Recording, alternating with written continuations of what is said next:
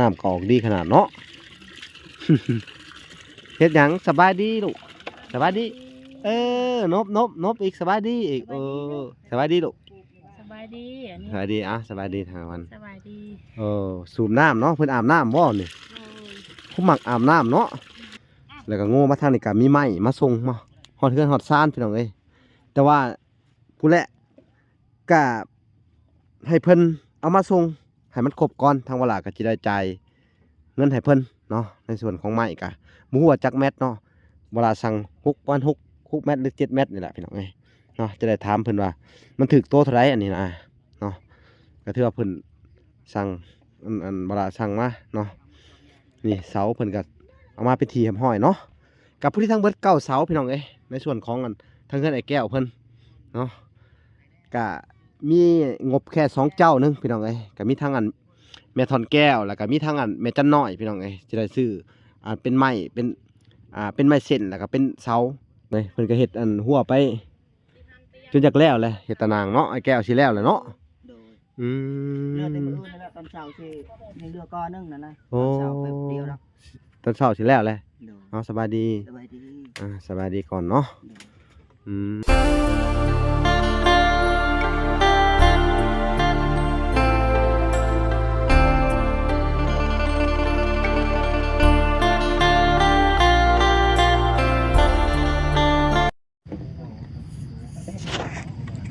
โอเคนะทุกคนกราบสบายดีพ่อแม่พี่น้องเปิดสู่ขู่สู่คนเนาะ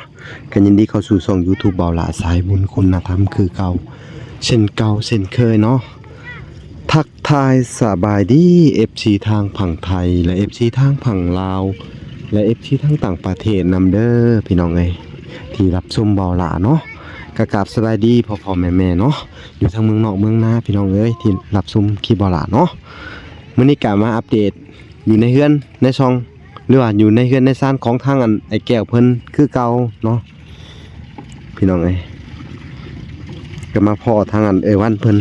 กำลังสูบน้ำพอดีเลยลูกเพิ่นก็อาบน้ำเลยน้ำกอกดีขนาดเนาะ เฮ็ดหยังสบายดีลูกสบายดีนบอีกสบายดีอีกสบายดีลูกสบายดีอันนี้สบายดีสบายดีทางวันสบายดี สูบน้ำเนาะเพิ่นอาบน้ำบ่นี่ผู้มักอาบน้ำเนาะส่งเสื้อเพิ่นกะใช่ประมาณมื้อละ2ชุดก็ได้เลื่อนได้ไดแต่เอาตัวใหม่กะเก็บไว้ไปบุญไปทานนำได้เด้อเนาะแต่เอาตัวเก่ามานุ่งลิ้นก็ได้เนาะพี่น้องเอ้ยกะกว้างพอสมควรเนาะเวลาใส่ตารางแล้วกะพอดีกะไว้พอดีเลยบนจอน้ำบาดาลเนาะคักอยู่สำนี่เนาะออกดีอยู่เนาะน้ำเนาะออกดีสะดวกสบายขึ้นหลายพี่น้องเอ้ยขามีน้ำมาดานเนาะก็ต้องขอบคุณทางอันแม่ทอนแก้วพี่น้องเอ้ยที่เฮ็ดน้ำมาดานให้เพิ่นเนาะได้ใส่ได้ซอยพี่น้องเอ้ยก็เป็นทางอันแม่ทอนแก้วพี่น้องเอ้ยเนาะที่ได้ออกเงินบริจาคมาครั้งนี้ก็เป็นจำนวนอยู่4 ล้านกว่าพี่น้องเอ้ยเนาะเฮ็ดน้ำมาดานเนาะพี่น้องเอ้ยแล้วก็ทางนี้เพิ่นก็พี่น้องเอ้ยได้ตะนางแล้วได้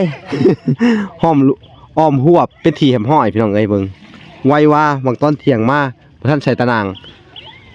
บางกินนี่ฝนตกเพิ่นก็ยังพากันเฮ็ดกันจนแล้วพี่น้องเอ้ยใส่ตะนางฝนตกเฮ็ดกันแล้วลักก็สูง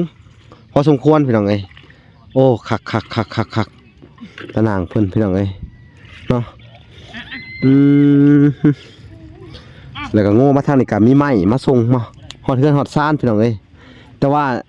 ผู้แหละก็ให้เพิ่นเอามาส่งให้มันครบก่อนทางเวลาก็สิได้จ่ายเงินให้เพิ่นเนาะในส่วนของไม้ก็บ่ฮู้ว่าจักแมตรเนาะเวลาสั่ง6 เมตรหรือ7 เมตรนี่แหละพี่น้องเอ้ยเนาะจะได้ถามเพิ่นว่ามันถึกโตเท่าไหร่อันนี้นะเนาะก็ถือว่าเพิ่นสั่งอันเวลาสั่งมาเนาะนี่เสาเพิ่นก็เอามาเป็นทีแหมห้อยเนาะกับผู้ที่ทั้งเบิด9เสาพี่น้องเอ้ยในส่วนของอันทางเฮือนไอ้แก้วเพิ่นเนาะก็มีงบแค่2เจ้านึงพี่น้องเอ้ยก็มีทางอันแม่ทอนแก้วแล้วก็มีทางอันแม่จันน้อยพี่น้องเอ้ยจะได้ซื้อเป็นไม้เป็นไม้เส้นแล้วก็เป็นเสางบกะมี งบอยู่ประมาณ$200เนาะแล้วก็ในส่วนของแม่จันก็ประมาณ150พี่น้องเอ้ยเนาะบ่ล่ะก็จะได้อันเอามาซื้อในส่วนที่จำเป็นก่อนเพิ่นว่าที่จริงเพิ่นก็ฝากมาให้บ่ล่ะไว้พี่น้องก็ให้ซื้อในส่วนที่อันจำเป็นนั่นแหละพี่น้องเอ้ยเนาะก็ขัดสนตัวใดก็เพิ่นให้ซื้อก็ถือว่านี่แหละคือจำเป็นที่สุดก็คือไม้เฮือนไม้ซานของเพิ่นนี่แหละพี่น้องเอ้ยเนาะก็ถือว่าจำเป็นที่สุดแหละเนาะก็ในส่วนนี้เนาะก็สิมีประมาณนี้แหละ แต่ว่างบมันในส่วนไม้ของอันส่วนต่างๆเนาะบ่ว่าจะเป็นคือค้างนี่ก็ยังบ่พอพี่น้องเอ้ยเนาะไผอยากสมทบเพิ่มเติมอีกเนาะหรือว่าทานใดที่อยากจะสนับสนุนหรือว่าสมทบเพิ่มเติมเข้ามาอีกก็ยินดีเด้อบ่ล่ะยินดีเป็นสะพานบุญให้ผู้ละเล็กละน้อยพี่น้องเอ้ยบ่ล่ะก็จะสะสมร่วมเข้ากันก็กลายเป็นหลายขึ้นพี่น้องเอ้ยเนาะจักเสียจังไดอยากให้เพิ่นมีเฮือนมีซ่านที่ว่าถึงแม้สิบ่ใหญ่พี่น้องเอ้ยก็พอได้อยู่กับลูกกับเต้าเนาะที่ว่าแข็งแรงขึ้นเนาะก็ถือว่าสิให้ใหญ่เลยก็บ่ได้เพราะว่าเอาตามมันบุญวาสนาเพิ่นพี่น้องเอ้ยก็บ่แน่อาจสิได้เท่านี้ต่อไปก็บ่มีไผซอยก็จักสิว่าจังไดพี่น้องเอ้ยก็แล้วแต่บุญวาสนาเพิ่นเนาะทางบ่ล่ะก็เฮ็ดได้อันซ้ำที่เฮ็ดได้พี่น้องเอ้ยที่ไว้พื้นอันก็บ่ได้พี่น้องบ่ล่ะก็บ่มีงบประมาณอันที่จะช่วยเหลือซุมเพิ่นพี่น้องเอ้ยเนาะก็อาศัยแต่พ่อๆแม่ๆทั้ง2 3ท่านพี่น้องเอ้ยเพิ่นก็ยื่นมือเข้ามาช่วยเนาะช่วยในด้านที่จำเป็นเล็กๆน้อยๆเนาะแล้วก็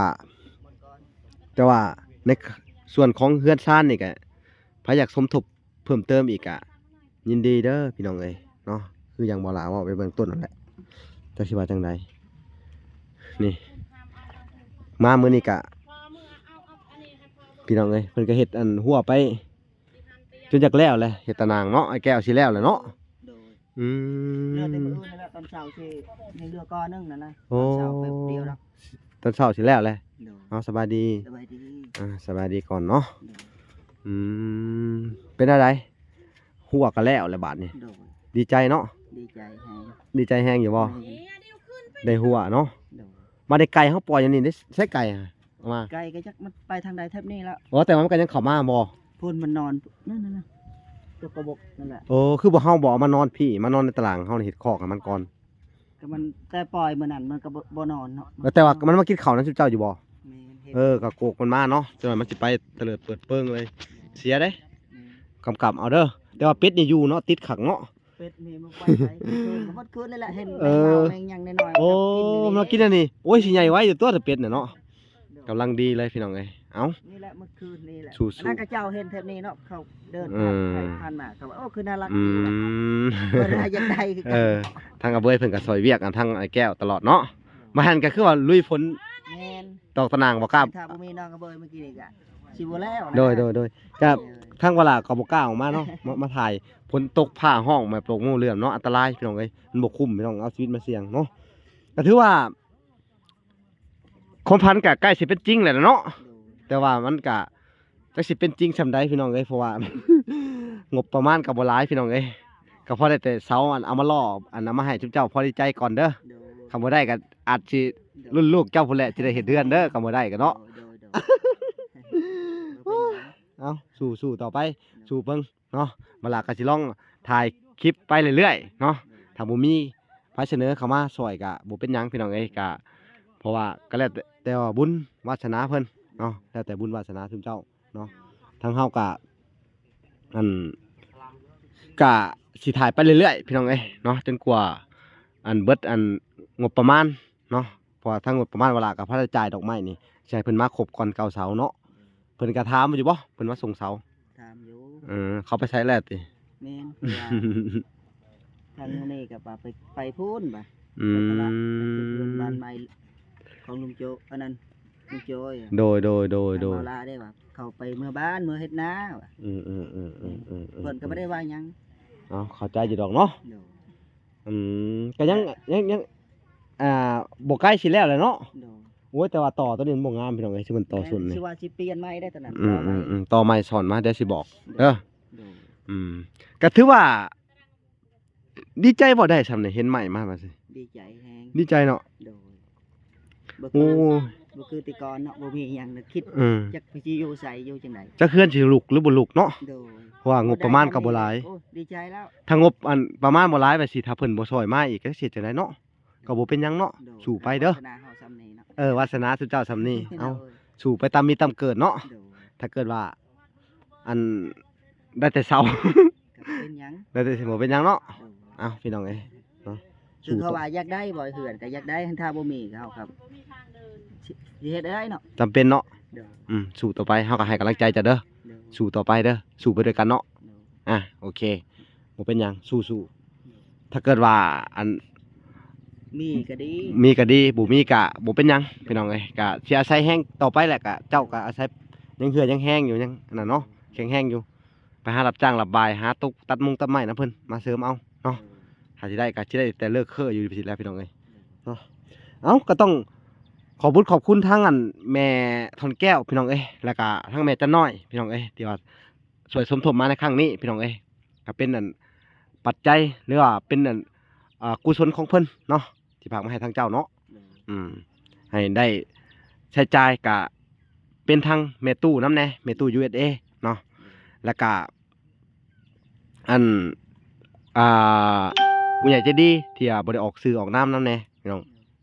ก็บ่เป็นหยังพี่น้อง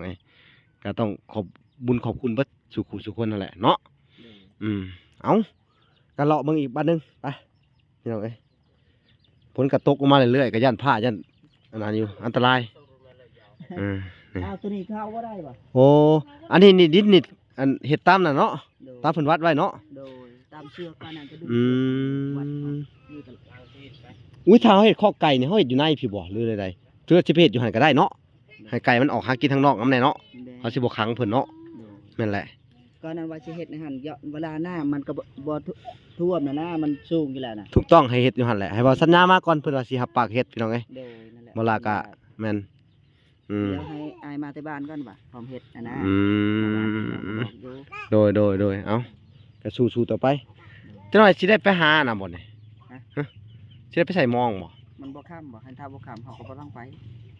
บ่ค่ำดอกตะเวนยังสูงเจ้าย่างลัดไปพี่บ่หรือว่าย่างไปแต่เซตัวนี้ นี่ทางนี้ อ๋อมันมีเซอยู่ด้วยตัวนี้เนาะน้ำตื้นได้ทางนี้เนาะ โดย ว่าเนี่ยโหได้หลายเติบมื้อนี้เจ้ามื้อนี้เจ้าสิได้หลายอีกมองบ่ได้ขาดแล้วว่าบ่ได้ดึงบ่ได้หยัง พี่ดึงเฮ็ดยังเนาะมองยังไม่ใหม่พี่ดึ เออเขาว่ามื้อนี้บ่ทันไปเอาแยงกับมื้อนี้เอาเนาะ โดย มื้อนี้เอาพี่น้องมันจะค่ำแหละพี่น้องฝนตกอันฝนคัดจังหวะพี่น้องเอ้ยเนาะ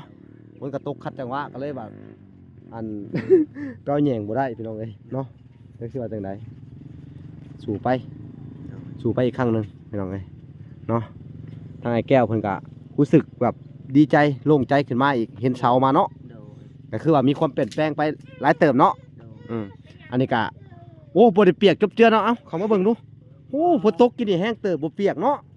ดังไผสบายเลยบาดนี้เนาะ โดย โอ้ยอันนี้ก็ต้องขอบคุณมาทางแม่ตู้พี่น้องเอ้ยแม่นบ่ โดย อันแม่ตู้ได้ช่วยเจ้าตัวนี้ เพิ่นก็เป็นไอเดียของเพิ่นว่าเฮ็ดอันซื้อไอ้สังกะสีมาเด้อลูกโอ้บ่ได้เปียกอะไรแม่เอ้ยนี่แม่นความเจ้าว่าอีหลีสิได้ซื้อมาให้เพิ่นอีกอันแผ่นหนึงตอกขนาดมันสิบ่ได้พระเข้าหลังคาเฮือนโอ้เอาเบ้ยก็เฮ็ดท้องโซนอยู่สบายดี อยากคักนะเนาะไปถอดเสื้อเลยเนาะ สิบ่ถ่ายเพิ่นพี่น้องเดี๋ยวติดเหลืองบ่แลผู้แหละจะสิได้ถ่ายเพิ่นอีกเป็นอันได้ข่าวว่าพาไปห้องหมอเป็นไข้ แม่ ดีแล้วบ่เบ้ยดีแล้วเนาะเอาดีใจนำเอาสู้ๆต่อไปแต่ละคนก็ได้เอาสู้ดิ้นรนต่อไปเนาะ โดย พี่น้องเอ้ย นางไผหนึ่งเข่าทางนั้นไอ้วันเพิ่นก็โธ่มันผลบ่พระใส่มันก็สะอาดสะอ้างเนาะดังไผก็โอ้ได้พื้นมาอีกฮู้เอามาเลยคักบ่บัดนี่ โดย บ่อนที่ทำกินก็เนาะ แม่ คักอะไรเฮือนครัวพี่น้องได้เตียงใหม่มาทางบ่แสนก็เอามาให้อีก โดย พี่น้องเอ้ยเนาะคือบ่ใส่ทั้งสองเลยเมื่อกี้นี่เมื่อกี้นี่ใช้ได้อยู่ทางนี้แต่ว่าบ่มีทางเขา โอ้ มันแคบ ต้องเฮ็ดได้ตะวัน ม นี่ มดยกขึ้นนั่นเอง อืม ยกขึ้นนี่วันนี้มันเข้าบ่ได้ที่มันช่องหน่อย หาวิธีเฮ็ดให้มันเข้าได้ เขาจังได๋เนาะ เอา อีหยัง ก็ ระยาเดี๋ยวยันมันตากฝนตัวนั้นเดี๋ยวมันดอกไว้ได้เอาเข้ามาคือเก่าแหละสิได้เตียงได้โหเตียงอันนั้นมันราคาถึกๆได้หา400,000พุ่นเด้อะจะหาเงินได้บ่400,000บ่ได้ ฮะ บ่ได้ หาน เราเว้าเนื่องบอกเมื่อกี้นี้เราว่าตัวนี้ถูกตัวนั้นแพงกว่า หาน เห็นบอก เขาก็ยังบอกอยู่ หั่นเด้ บ่แซนบอกว่าตัวนี้บ่ได้แพงตัวนั้นแพงกว่า หานมันเพิ่นให้แหละต้องดูแลเอา โดย เข้าใจบ่อย่าไปปะตากแดดตากฝนมันบ่ดี บ่สิได้เนาะ อืม ได้200,000 300,000โห นั่นแหละ ยังหาเงินบ่ได้เนาะ เฮ้ยว่าขวัญเลยถามเจ้าว่าเจ้าเคยได้บ่หยังว่าสิบ่ทำนั้น บ่ หา ได้ ข้างนอกนอกจากผู้ใหญ่เพิ่นช่วย เพิ่นใจดีซอย แม่นเพิ่นช่วยด้วยใจเด้อ โดย คือเงินของเพิ่นเงินบริสุทธิ์ โดย กันเอามาต้องมาจากใจเลย โดย เนาะต้องฮู้คุณค่า โดย เนาะต้องฮู้บ่แม่นว่าของสิได้มาง่ายๆเลยเฮาสิเฮ็ดอะไรก็บ่กับมันก็ได้บ่แม่นเนาะ โดยเฮาก็ ให้เฮาคิดว่า แม่น เพื่อเพิ่นสิให้เฮามานี่ด้วยความสงสารเอ็นดูซุมเจ้าเพิ่นจังให้เนาะ โดย นั่นแหละก็ถือว่าให้ดูแลเอาเนาะเพราะว่าของบางสิ่งบางอย่างมันมีคุณค่าต่อจิตใจ แม่น เนาะคือสมมุติว่าเพิ่นช่วยมาปุ๊บเห็นไปกิ่งละเคละข้างเนาะ แม่น คนที่ให้ไปแล้วเพิ่นสิคิดจังได๋ล่ะ เขาสิก็คิดแล้วเนาะเห็น อ่ะ นี่เฮาก็บ่มีผลประโยชน์หยังเขาก็เหลือใจเนาะในใจเขา อันนั้น แม่น นั่นแหละจังว่าทุกสิ่งทุกอย่างที่เพิ่นช่วยเหลือมา เขาให้ปุ๊บเฮา ให้ด้วยใจ แม่น แม่นนั่นแหละ โดยเพื่อเขาสิหาเงินแต่ละบาทแต่ละสตางค์เนาะเขาสิได้เขาก็หาคือกัน ถูกต้อง แม่น คือผู้ใหญ่เพิ่นอยู่ทั้งเมืองนอกเมืองนานี่ โดย เพื่อสิได้เงิน100นึงนี่ก็ แม่น ยืนแบบว่ายืนเฮ็ดเวียก แม่น นั่งเฮ็ดเวียกตัวเป็นเกลียวว่าไงเป็นเกลียวน็อตเลยหมุนเวียนเฮ็ดเบิดมื้อกว่าสิได้เงินมา แม่น โอ้สุเจ้าดีได้นั่งเป็นคนถูกกระสือเพิ่นยังซอย แม่น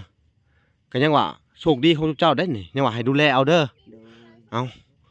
ดูแลเอา แม่น บางสิ่งบางอย่างนี่เขาของทุกอย่างที่เพิ่นใช้ให้บ่เป็นแต่ของใหม่เบิดได้ แม่น คนอื่นบ่ได้ให้เจ้าได้นี่ ไป